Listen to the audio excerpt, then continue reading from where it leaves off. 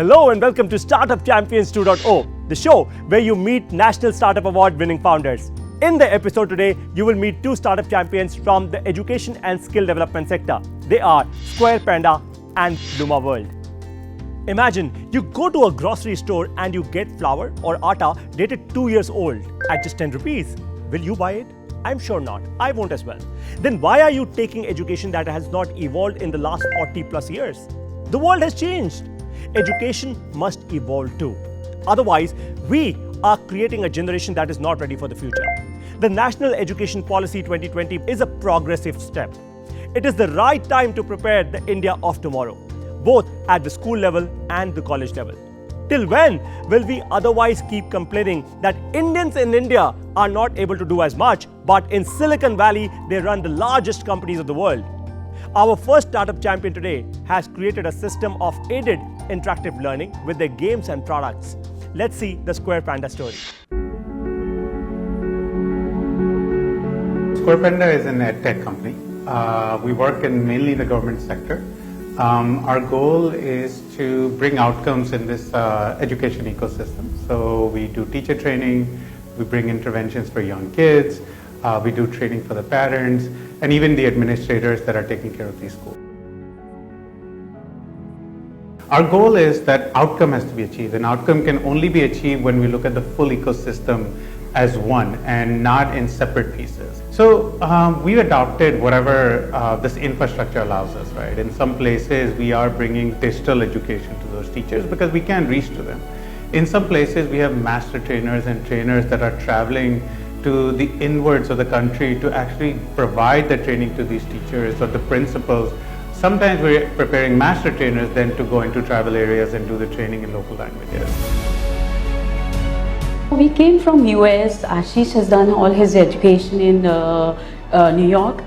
We came here because we wanted to do something here, and after coming here, Ashish was like wanted to do some changes in our country, get some impact. Education sector is one of the most important sector where he could actually get some changes in country.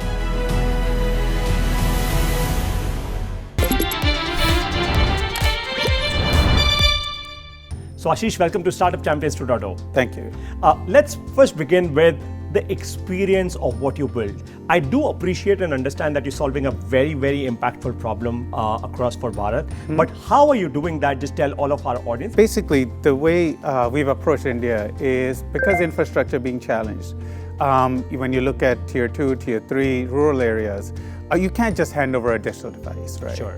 There has to be a combination of digital and physical. So if you look at what we provide, it's not just a tablet with content for the children or the teachers, etc., but we're actually providing physical paper that they can print and use, right? Because not everywhere are they going to be able to use the tablet. Sure. So very quickly, the way we approach India is we look at local languages as well. So if you look at this, basically it's made in Hindi, right? Very specifically for teachers that are in the northern belt, because they're not going to be able to just pick up English day one. Sure. Want to make sure that they have Hindi available to them. Now, when it comes to our digital device, obviously we've also customized it to both English, Hindi, and other languages. The one I'm going to demo to you today, I'm going to demo to you in Hindi, but Sure. we have other languages that we've actually made. Now, this specific app was made for India because beyond teaching foundations, what happens is we have to ensure that the child is constantly learning the themes that they're supposed to be learning. Sure. For the assessments they're going to take in their life. So even though we can teach phonics, we do want to make sure they also learn the themes. And this is a demo of themes around birds. Friends. So basically it starts off with a very specific greeting. आइए जाने पक्षियों के नाम. Tap on the button to listen to the text. शब्द सुनने के लिए button पर टैप करें. So if you notice, everything is being said in 2 languages. Correct. There's a reason for that. The reason is not only are we giving instructions, we didn't want to take away English because it's important for the child to be immersed in English as well. Sure. Right? So even though they're hearing Hindi and they will understand Hindi, what happens is the English instructions are coming along. And if they press the button, it will talk about, कौवा. so we're talking about a crow. And now obviously it says kawa because in the north, that's what you call. Now the whole association is happening, right?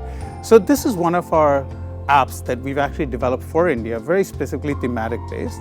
The other one I want to show you, which is an app that has been working for us globally. Okay, this is an app. Pan can sit. This By is an Smart app. Panda. Sorry. Tap here to turn the page. So this is an app that was developed to teach reading to a child, right? Because one of the things we realize in NEP or Nipun Bharat, etc., they're very specifically talking that our reading skills are lacking. Tap Sure. here So how do to we turn the actually do page. this? And I'm sorry, but this keeps on reminding us that, listen, you're not doing anything with me. So this is an app that was developed to teach child how to actually read, okay? So it talks about, it first goes through a practice. So each word is being taught to the child. So let's say here we're talking about sit, S-I-T. Let's practice reading the words in this book. Use the arrow to So hear. if I move the arrow, it's a S-I-T sit, right? And Sit. okay. Nice. Now this is teaching them what we call blending. Okay. This is how you take letters and blend them together to form words. The reason the foundation is so important here Let's practice is reading the because words. it's important that they learn how to put new words together as Got well. it. Okay. Now, obviously, we have a recording that actually records the child's voice. They can hear the voice back. And then once they're done, there's an activity that they will play that will assess how Word well they've match. learned the Match lesson. each Got it. picture Got to it. the correct word. And then finally, just very quickly, we've Bookshelf. actually been able to develop an app specifically for teachers so that they can learn how to teach the child, right? So the one I'm gonna show is a one that's being currently used in one of the government sectors, and it has demo course for administrators. So Sure. basically, administrators specifically in the schooling system, what kind of training will they be able to provide to the child? So if you look at this, it has both English and Hindi again. Every single training is again done in multiple languages. Interesting. So you've sort of covered the entire spectrum, right from the learner, the teacher, and the parent as well, across languages for Bharat, for India. How did Square Panda actually begin? How did the idea really sort of germinate? So our history is a little bit different, right? So we germinated out of the US in the Valley.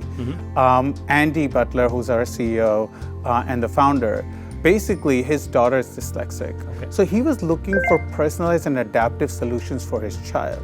Now, while developing that, what he learned is that those same systems can be used for every type of child because each child is different, right? We all learn at different pace. So why can't the adaptive and the personalization apply to every child? Sure. And so today, our system not only looks at it from a child's perspective, but also a teacher's perspective, by the way. So our trainings are also adaptive and personalized to the teacher. Wow. Right? Because not only child, remember, we have to make sure our foundations are strong. Right, The right. teacher also has to be trained. And the entire product that, of course, you've created, how many years of research has led to this product today? So we're about in our 8th or 9th year of research. The first 2.5 years, we were only doing research. There was nothing that was launched in the market before the research was finished. Today, we have neuroscientists on board. We work with Stanford, we work with UCLA, we work with IITs here, etc., to make sure that we keep on developing new content. Very interesting. So in India specifically, you've actually customized your entire offering, right? Yeah. In the US, you're a product-only company. Here, Correct. you're a service or Yes. productized service company, right? How? What have been the key learnings here in India for you? So the greatest learning, and I think you started the program with that, is the foundation of this country still needs to be built, right? Sure. We've spent decades in investing in education. We need to just optimize it. We're not Right. saying we need to change it. What we're saying is let's optimize the spend that's being done. And that's what we've changed our model to. Take what is being done. How do you ensure you drive outcomes from it? And that's all we do as a company. We don't say we have a product. We don't walk in saying we have services. What we walk in saying is that, hey, let us help you optimize and drive outcomes. Interesting. And how did you fund the business on day one? And have you raised any external funding till late? So we have a lot of external funding. Luckily, we're associated with a very famous tennis player, Andre Agassi. Andre has been invested in education for a very long time. He's our largest investor, chairman of the board. He supported us through the journey because there's a lot of investment that goes in what we do.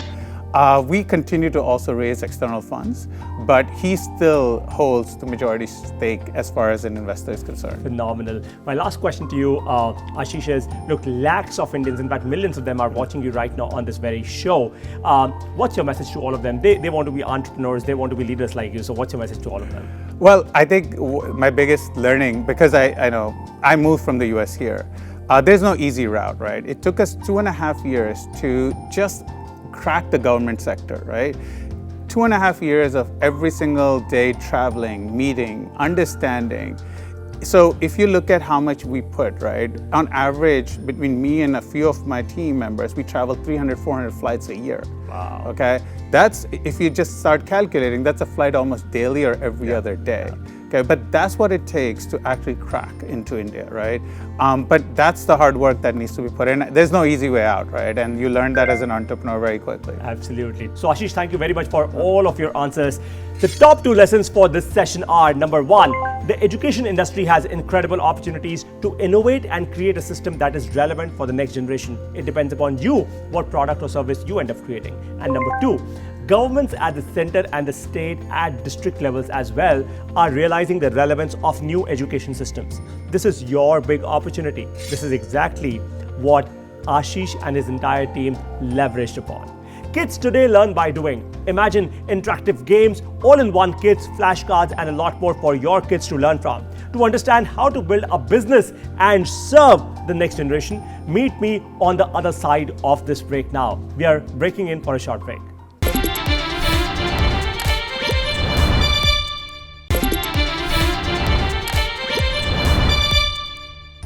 Welcome back to Startup Champions 2.0. The future will be created by thinkers, dreamers, creators, and doers. They will not possibly learn from the usual school system. They will probably learn by doing.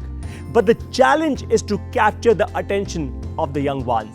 In the age of social media and videos, it's imperative to offer an interactive system of learning. This is exactly what our Startup Champion has done. Let's now see the Luma World story. Luma World is an experience design company that focuses on early and primary education and skill development through game-based innovation. Our forte lies in designing and developing award-winning board games, all-in-one activity kit, interactive flashcards, creative books, puzzles, which help the kids to balance their offline academic activities with screen time. We also help children to develop life skills like problem solving, decision making, strategy, communication, and also moral values like honesty, patience, teamwork, and social skills. One of the biggest challenges is separating play from the serious work that we do. A lot of people think, oh, this is fun in games, but it's not. It's serious learning that kids are getting out of it. The government's big push about made in India, made for the world is something that we as a startup have really taken to another level. The products that we made are now sold in over 20-25 countries. We have customers from around the world. We've sold over 15,000 units, ranging from countries in Africa to Japan, and we've got customer feedback that transcends cultures, transcends languages. Play is essentially uniting everyone, and if we can make it in India, that's a big plus, I would say.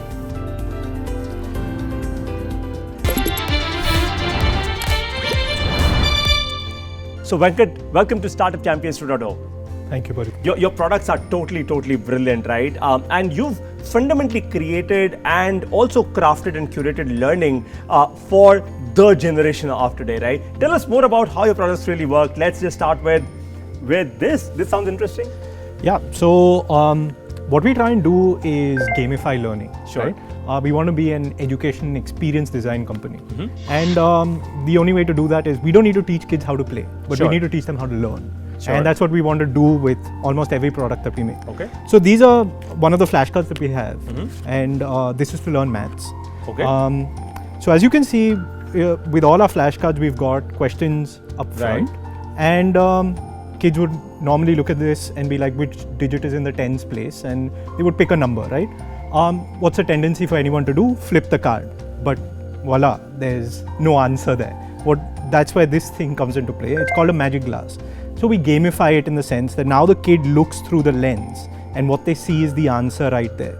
So this almost becomes like a treasure hunt. We give ways for teachers, for parents to gamify this. They could, hide cards in places. We've used them at birthday parties, if you can believe it. We've used it in the classroom, outside of the classroom. We've used them in parks. So now it doesn't matter where the child is learning. It's all about, making it fun for them to do so. Very interesting. So these are flashcards, right? But of course, there's a whole bunch of things that you've actually created. Tell us more about what this is. Sounds very interesting. A lot of the bins. So tell us more about this. I can hold that for you. Thanks.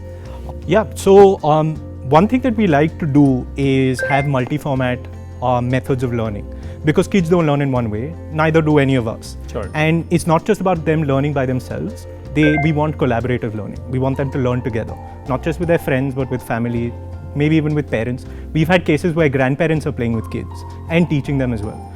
We're also big on sustainability. We want to teach them about the skills of tomorrow, and respecting the environment and protecting it is something that's very important, right? So a lot of the bins came out from there. We teach kids how to segregate trash, and essentially the theme is to find the treasure in trash. So we start off with this hat that kids can wear. This is a raccoon, and we call it the trash panda because it finds the treasure in trash, and when the kids wear it, they're supposed to do that. Sure.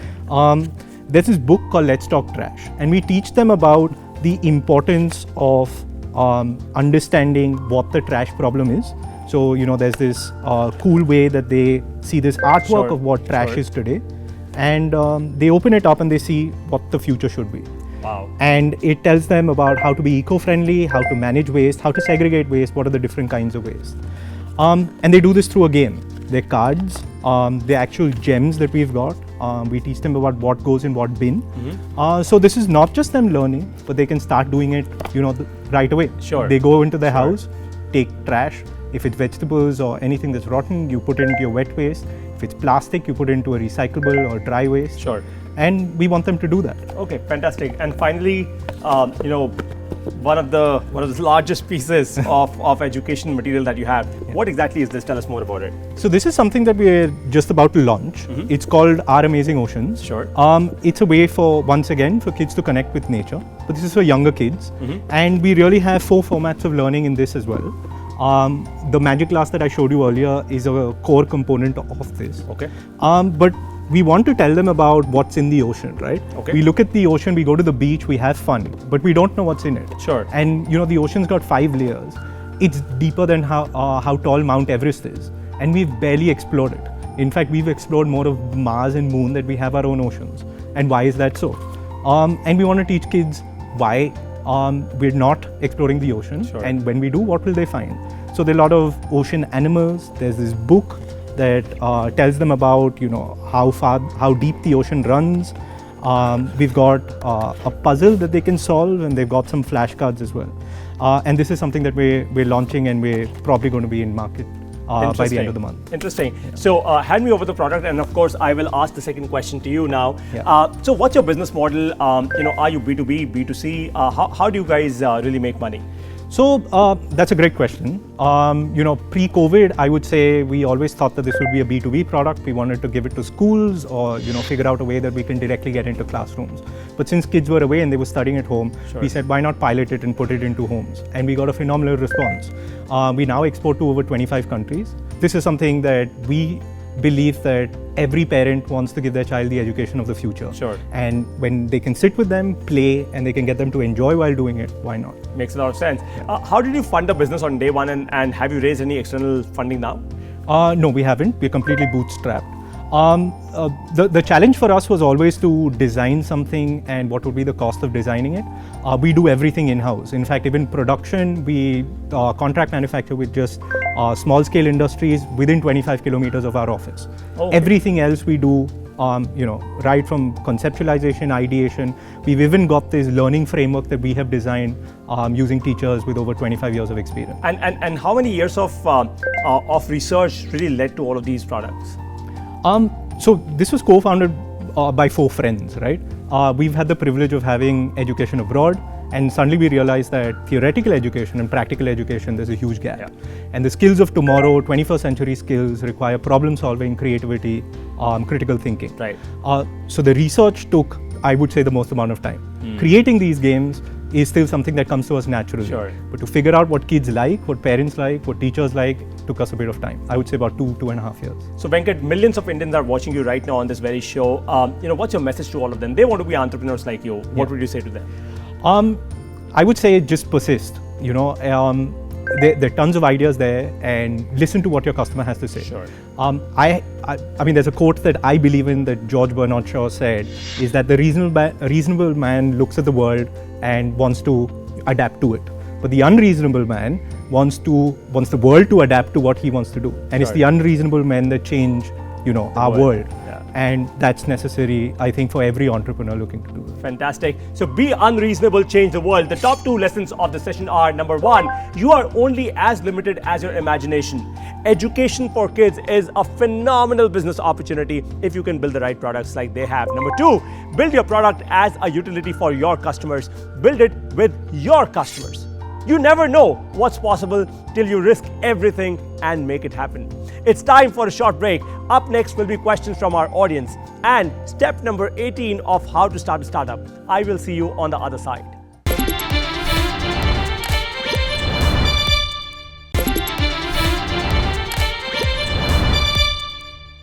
Welcome back to Startup Champions 2.0. It's time for the audience's question. Are you guys ready?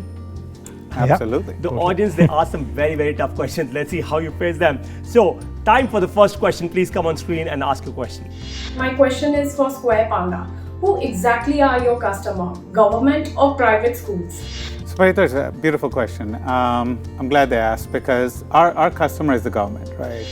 90+% of the kids in the Indian education system are either directly supported or they're in government-aided schools. Wow. So that's what we want to go after. I mean, it's about making an impact, right? Sure. And that you go after the 90%. Of course. I mean, just going after the top 10% wouldn't really make a lot Make of a dent, difference. yes, for us at least. Very interesting. And you work with all the governments and in the states, in the center, and at district level, or at every level, right? Central, you talk about either tribal or minorities. If you look at state level, then you're talking about primary education or secondary education.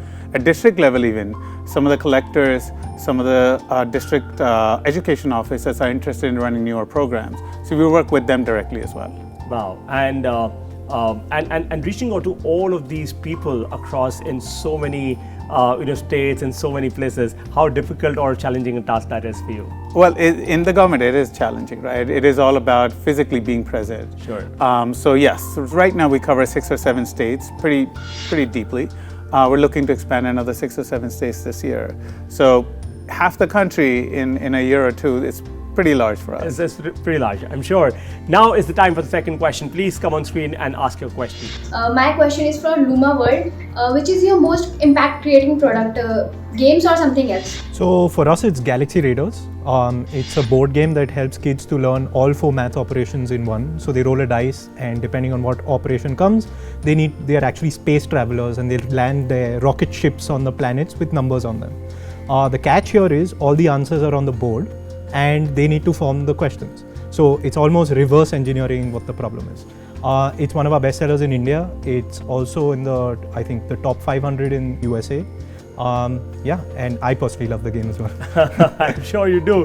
Totally. On that note, learning leads to earning. Let's continue our journey of learning with step number 18 of how to start a startup.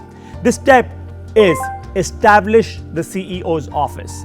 You've already taken 17 steps of how to start a startup. It's now time to ensure that you grow your team and create a CEO's office or a problem-solving team with you. What did you learn from today's episode? Share with us, share your feedback, make your videos and post them on social media with hashtag StartupChampions2. In the next episode, you will meet startup champions from the education and agriculture industry. Thank you for watching Startup Champions 2.0. Jai Hind. Possible to grade millions of tons of fruits that come in the country. It's very, very important to have automation here so that the farmer can realize a better price. Basically, the rates provided by the FPO, the commodity that they are getting, the grade or the quality that they want, and also the quantity. For the Grammic platform, we charge the farmer basis the transactions that they record on the platform. At the same time, for the agri-bases that they use FMS, that is FPO management system, they use, you can say that we have a freemium type of model wherein we have a costing basis the tonnage that they procure through our platform.